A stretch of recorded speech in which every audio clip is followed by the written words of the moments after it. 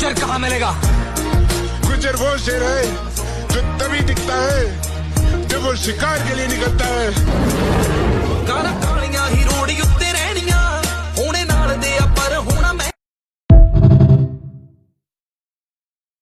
गुज्जर कहाँ मिलेगा? गुज्जर वो शेर है जो तभी दिखता है जब वो शिकार के लिए निकलता है। काला